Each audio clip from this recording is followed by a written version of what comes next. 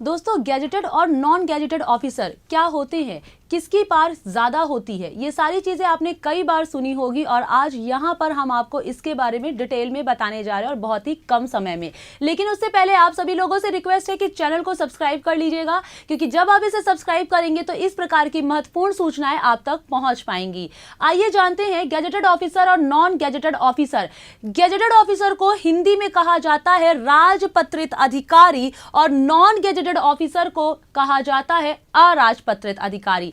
राजपत्रित और अराजपत्रित अधिकारी का अर्थ होता है कि वो अधिकारी जिनके बारे में भारत का ये जो राजपत्र है इसमें बताया जाता है, इसमें इंफॉर्मेशन दी जाती है, वो सारे ही अधिकारी राजपत्रित अधिकारी कहलाते हैं। उनके बारे में क्या इंफॉर्मेशन दी जाती है, जैसे उनकी नियुक्ति जो हो गई, उनका स्थानांतरण अगर हो रहा है तो वो, या उनका प्रमोशन हो रहा है तो वो, इसके बारे में मान लीजिए कोई पहले से अधिकारी है और उसका प्रमोशन हुआ है और अगर उसके प्रमोशन के बारे में राजपत्र में बताया जा रहा है तो वो एक राजपत्रित अधिकारी है। तो इस तरह से जितने भी अधिकारी होते हैं, कुछ अराजपत्रित होंगे, कुछ राजपत्रित होंगे। राजपत्र में जिनके बारे में भी बताया जाएगा वो सारे ही अधिकारी राजपत्रित अधिकारी कहलाएंगे। अब यहां पर राजपत्रित और अराजपत्रित अधिकारी में कौन कौन आता है, यानी कि किसे राजपत्रित अधिकारी कहा जाता है और किसे अराजपत्रित अधिकारी कहा जाता है। जैसे यहां पर हमने कुछ ग्रुप लिखा हुआ है, group A, group B, group C और ग्रुप डी, यही आपके इसी में होते हैं राजपत्रित और अराजपत्रित अधिकारी। सेम एज आपके जब हम डिफेंस में जाते हैं तो डिफेंस में हमें कहीं पर भी group A B C D देखने को नहीं मिलता। यहां पे हमें रैंक मिलती है अदर रैंक, कमीशन्ड और जूनियर कमीशन्ड। सबसे पहले होगा अदर रैंक, दूसरे नंबर पर आपका जूनियर कमीशन्ड ऑफिसर और तीसरे नंबर पर होगा आपका कमीशन्ड ऑफिसर। तो इसमें से अदर रैंक वाले जो होते हैं वो गैजेटेड ऑफिसर में नहीं आते और सेम एज ग्रुप सी और ग्रुप डी वाले गैजेटेड ऑफिसर में नहीं आते। तो कौन कौन आता है गैजेटेड ऑफिसर में बच्चा? ग्रुप ए वाले जो है, ग्रुप ए वाले सेम एज ग्रुप बी वाले, और इसी के साथ डिफेंस में जो आपके जूनियर कमीशन्ड ऑफिसर हैं और इसी के साथ जो भी कमीशन्ड ऑफिसर हैं ये आपके गैजेटेड ऑफिसर में आते हैं। और इसी के साथ ये आपके किस में आ गए? गैजेटेड ऑफिसर में आ गए।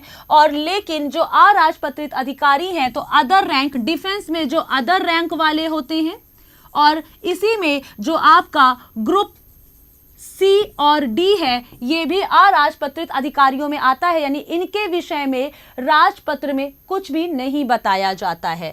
अब ये है क्या बेटा, राजपत्रित अधिकारी और अराजपत्रित अधिकारी अगर बोल रहे हैं तो आप किसकी तैयारी कर रहे हो ये हमने आपको बता दिया कि अगर आप ग्रुप सी या ग्रुप डी की तैयारी कर रहे हो और अगर आप उस ग्रुप में आ रहे हो तो आप अराजपत्रित अधिकारी हो, और अगर आप ग्रुप ए, ग्रुप बी या डिफेंस के कमीशन्ड और जूनियर कमीशन्ड ऑफिसर में आते हैं तो आप एक गैजेटेड ऑफिसर होंगे। ठीक, इन गैजेटेड ऑफिसर्स को कुछ एक्स्ट्रा शक्तियां दी जाती हैं। ये शक्तियां 4 प्रकार की होती हैं। पहली शक्ति होती है बच्चा डॉक्यूमेंट ऑथेंटिकेशन की, यानी कि किसी भी डॉक्यूमेंट को वेरीफाई करना, ऑथेंटिक करना, उसकी ऑथेंटिसिटी की, यानी प्रमाण पत्र का, यानी किसी भी हम बोल दें कि जो भी डॉक्यूमेंट्स होते हैं आपके, डॉक्यूमेंट की ऑथेंटिकेशन, उसको प्रमाणित करना। आप अक्सर फॉर्म वगैरह भरते हो और उसको प्रमाणित करवाने के लिए जाते हो, हाई स्कूल की मार्कशीट वगैरह हो गई तो उसके लिए एक स्टैंप प्रोवाइड किया जाता है इन अधिकारियों को, और ये इसी स्टैंप के थ्रू वो आपके डॉक्यूमेंट्स को वेरीफाई, ऑथेंटिकेशन की आपको वहां पर सुविधा प्रदान की जाती है। यानी कि सुविधा इन द सेंस कि वो वेरीफाई कर देते हैं कि ये जो आपका प्रमाण पत्र है, ये जो आपका डॉक्यूमेंट है ये प्रमाणित है। तो कुल मिलाकर के डॉक्यूमेंट का जो ऑथेंटिसिटी होती है ये सारे ही अधिकारियों के पास होती है, जितने भी गैजेटेड ऑफिसर हमने बताएं। लेकिन दूसरी जो होती है, लेकिन बाद में आएंगे, जो दूसरी आपकी शक्ति होती है, एक तो हो गया आपका डॉक्यूमेंट ऑथेंटिकेशन बच्चा, दूसरी आपकी इसी में होती है कैरेक्टर सर्टिफिकेट, और कैरेक्टर सर्टिफिकेट के बाद जो तीसरी आपकी पार होती है वो पासपोर्ट वगैरह को वेरीफाई करना, और इसी के साथ पासपोर्ट वगैरह वेरीफाई करना बच्चा, इसी के साथ जो चौथी पार होती है वो सिटीजनशिप प्रोवाइड करना। सिटीजनशिप यानी कि मान लीजिए किसी भी ऑफिसर ने, किसी भी जो कि गैजेटेड ऑफिसर में कौन है अभी ये बताएंगे, क्योंकि ये चारों ही शक्तियां सारे गैजेटेड ऑफिसर के पास नहीं होती। इसमें से जो पहली शक्ति है डॉक्यूमेंट ऑथेंटिसिटी वाली, ये सब अधिकारियों के पास होती हैं जितने भी गैजेटेड ऑफिसर हैं। और उनमें से एक ऑफिसर ऐसा है जो कि आता है ग्रुप बी में।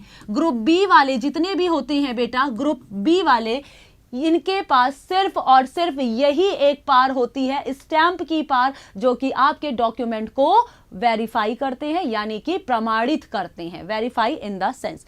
अब दूसरा, बाकी की तीनों शक्तियां ग्रुप बी के पास नहीं होती हैं, ठीक। और जितने भी गैजेटेड ऑफिसर हैं सबके पास इन चारों शक्तियों में से ये कॉमन शक्ति होती ही होती है सबके पास, लेकिन ग्रुप बी के पास केवल यही एक शक्ति है, बाकी तीन नहीं है।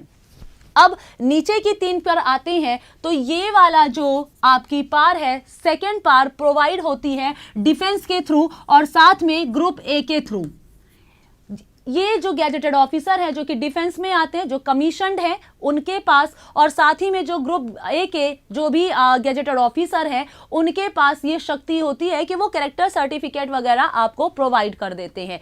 तीसरी जो पावर है जो कि पासपोर्ट वगैरह वेरीफाई करना कि हाँ भाई इनका कोई क्रिमिनल रिकॉर्ड वगैरह नहीं है, ये दोनों शक्तियां केवल ग्रुप ए के ऑफिसर के पास होती है। ग्रुप ए में भी कुछ गैजेटेड ऑफिसर हैं जिनके पास ये पावर होती है, यानी कि डिफेंस की पावर यहीं पर आकर के खत्म हो गई। Defence group A group B के पास ये वाली पार होती है और ग्रुप बी की पार यहीं पर आकर खत्म हो जाती है। ग्रुप ए और ग्रुप डिफेंस के पास ये वाली पार होती है और यहां पर आकर के डिफेंस की पार समाप्त हो जाती है। और ग्रुप ए के पास ही, और ग्रुप ए में भी कुछ ही ऐसे ऑफिसर्स हैं जिनके पास ये पार प्रोवाइड होती है। अब इसमें बहुत ज्यादा डेप्थ में नहीं जा रहा है क्योंकि बताने को बहुत कुछ है, तो छोटी छोटी और मोटी बातें हमने आपको ये बता दी कि राजपत्रित और अराजपत्रित अधिकारी किसे कहा जाता है, साथ में राजपत्रित अधिकारी को कौन कौन सी शक्तियां प्रोवाइड की जाती है। तो ये 4 प्रकार की शक्तियां बेटा होती हैं जिनमें से हर एक के पास अलग अलग प्रकार की शक्तियां होती हैं।